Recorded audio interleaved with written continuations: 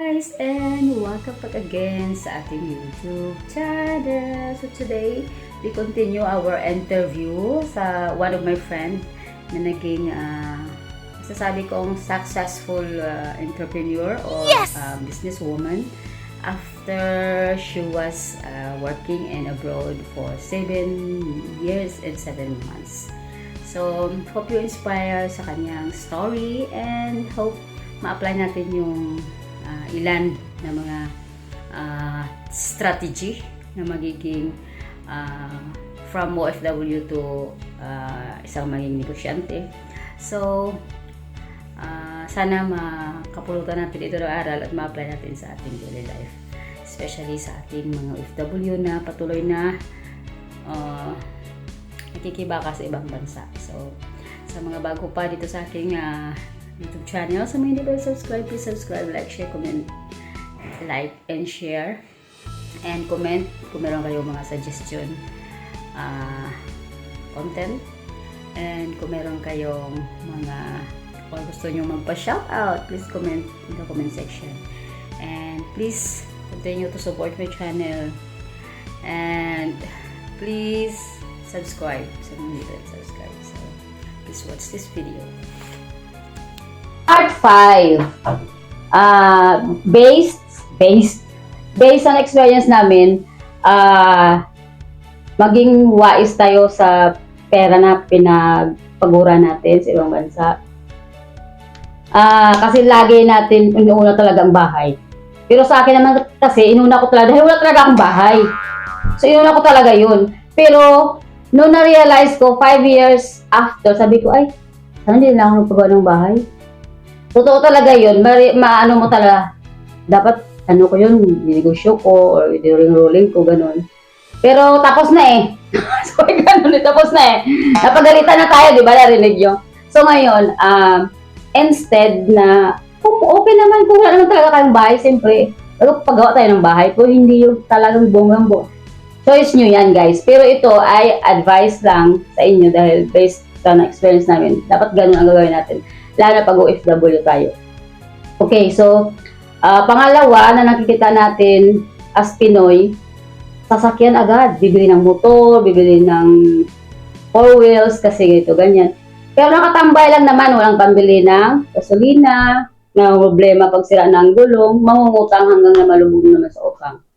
So, yung sabi niya, much better na bibili ka ng something na makakatulong sa'yo. So, ano ba yun? Insurance. So, alam naman natin yung tayong mga Pinoy, tayong mga Pilipino ay hindi tayo open-minded sa sinasabing insurance. Kasi sabi nga daw, ang yumayaman ay yung ano lang, mga company. So, ano yung ano mo doon? Very wrong. Siyempre. Very wrong! XXX!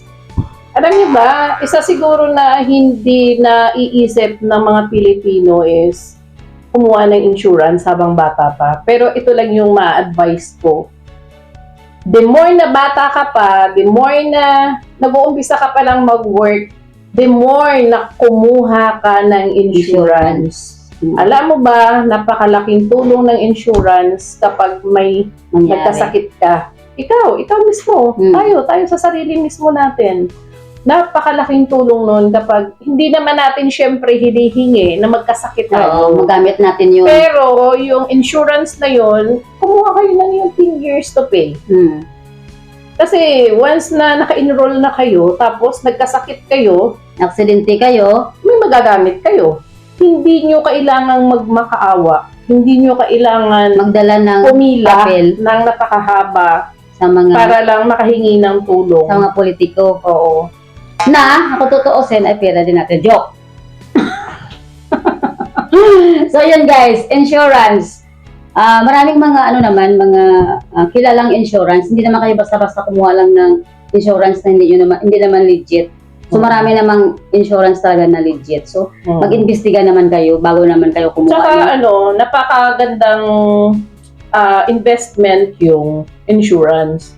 Habang halimbawa, ikaw, may capacity ka naman, halimbawa, working kayo mag-asawa or working ka, kaya mong kumuha ng insurance na medyo mababa lang, kumuha ka. Kasi sa ngayon, para sa'yo, mahal na yan or malaki na yan. Pero kapag dumating na yon ng ilang taon, mas magiging mahal yon, maiisip mo na, ay, buti na lang kumuha ko. Kasi yung malaki sa iyo ngayon, bibilang ka ng ilang taon, mas Hindi mo na triple kaya. na ang laki nun. Tsaka, parang may ka, at peace ka na, alam mo yun, anytime na may mangyari sa'yo na syempre hindi natin hinihingi. Kasi, sino ba naman ang gusto magkasakit? Pero kasi, namumuhay tayo sa mundo ng uncertainty. Hindi natin alam yung mga po pwedeng mangyari bukas or mamaya. So, much better na yung kahit papano, may investment ka sa sarili mo.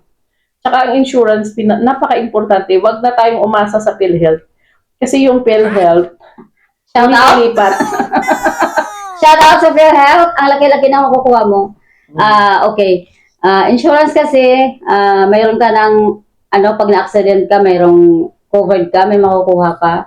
Sa, halimbawa may cancer ka, mayroong mga certain na cancer na na sagot ng na insurance. And then, especially kung mamatay ka, no? May maiwan ka sa pamilya mo or anak mo. O, halimbawa kung wala kang asawa, anak mo, una talaga anak mo.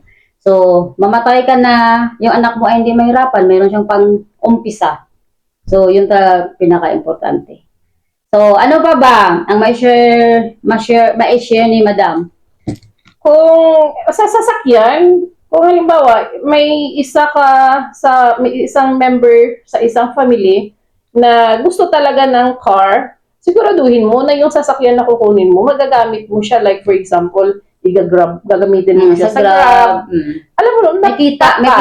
Oo. Makapag-generate ng income para si OFW hindi naman mahirapan. No. Alam nyo, yung mga pamilya dito sa Pilipinas, tandaan nyo, yung mga OFW na kapamilya nyo, hindi yan sila robot. Hindi sila robot. Na kapag may problema ang isa, lahat sasaluin mo. Yes. Huwag nyo ipasalo sa kanila lahat. 2026 na soon. Magbago na tayo at mag-isip-isip. Alam mo, sa totoo lang, nakakagigil. Nakakagigil yung mindset ng mga Pilipino. Na kapag nagkaroon ng kapamilya na OFW, feeling nila high and mighty na sila. Feeling nyo lang yun kasi nandito kayo sa Pilipinas. Pero alam nyo ba, yung kapamilya nyong nandun sa ibang bansa, alipin sila doon. Wala kuskus. Natutulog na, nabasa pa ang buhok kasi antok na, hindi namantay. Ang daming sakripisyo. sila doon. Tapos kayo, hindi kayo marunong humawak ng pinaghirapan ng kapamilya nyo. Siyempre, alam mo yun, kapag naranasan mo yung isang bagay, na kaya yun ang purpose, kaya nagsishare kami. Ang hirap ng buhay OFW. Na alam mo, totoo yung sinasabi nila na kapag nasa harap sila ng camera, nakangiti sila. Pero once na nakauwi na yan ng bahay ng amo nila, lahat na ng anxiety, stress, lungkot, lahat nandun na. Tapos kayo, konting diferensya lang, hindi kayo naghahanap ng paraan. Ibabato nyo agad lahat kay OFW ang problema nyo. Hello? Robot ba yun? Hindi. Wag ganon. Wag ganun, Day. Hindi po, may kapamilya kayong OFW, banjing na lang kayo, hayahay kayo. Hindi. Kung gusto nyo umasenso yung mga buhay nyo, tumulong kayo. Hindi po pwede yung one-sided. Isa lang yung magtatrabaho. Marami ang pakakainin. Nakakaawa yung kapamilya nyo. Nakakapagod. Nakakapagod yun. Iisa lang yung katawan nun, dalawa lang yung kamay niya. Tapos marami yung bibig na pakakainin. Okay, so ngayon, nalagyan natin yung ating experience niya, yung mga suggestion niya na dapat natin gawin. So sa inyo na yung kung sundin nyo yung share na namin dito. Ngayon, yung question ko, ano na ba ngayon yung ina-enjoy mo na? Ina-enjoy mo ngayon na parang fulfilling na, ay, thank you Lord. Thank you Lord, thank you Lord, gano'n. Alam mo, walang madaling bagay sa mundo. Mapatrabaho man yan, or mapapamilya, or basta lahat ng aspeto ng buhay mahirap. Pero once na yung hirap na yun, nalagpasan mo na, saka mo makikita yung fruit ng pinaghirapan mo, napakasarap sa feeling. So, Ngayon, babae ako. Pero yung mga ginawa ko, yung mga pinagdaanan ko, yung mga trabahong ginawa ko, pang lalaki. trabahong panlalaki. Pero babae siya guys Yes, ah. babae ako Abo. Babae ako Oo. Ang ibig kong sabihin, kung ano man yung nararanasan ko ngayon or kung ano man yung mga ini-enjoy ko ngayon, bunga lahat yun ng pinaghirapan ko. Bunga lahat yun ng mga bago ko. Bunga lahat yun ng mga pagpupulit ko. Saka Sa bunga grace ni yun. God. Sa help ni God. Bunga yun ng... Siyempre nakita ni Lord yung heart ko. Mm. Bunga yun ng... Ano yun? Grace. Grasya lahat ng Diyos. Yung lahat ng bagay na meron ako. Oh, Health, wow! Finances, friends. Bunga lahat yun ng grasya ng Ni God. ni Lord. Mm. Wala ako eh. Wala akong pwedeng ipagmalaki. Wala akong kahit na katiting na ipagmayabang.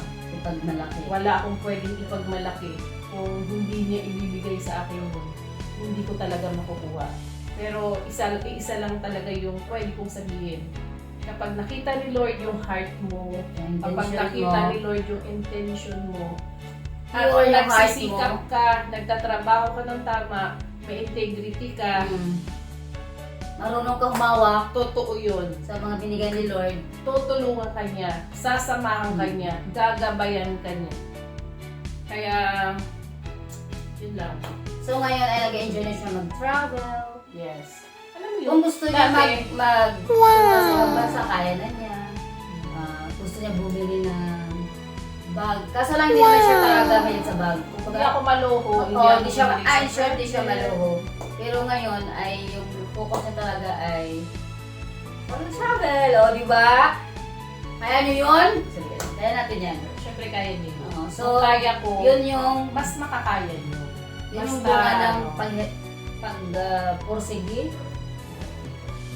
Walang tigil sa kakalakad kung saan. Ayun. Ayun. Hindi porke na may na-achieve ka na or hindi porke na may narating ka na, hihinto ka na lang. Hindi. Hindi ganun. Hanggang Hanggang may malakas ka lakas. pa. Hanggang, kumbaga, may Kaya pa. kakayanan ka pa eh. Able pa. Oo. May kakayanan ka pa. Malakas ka pa. Huwag ka humito. Kasi,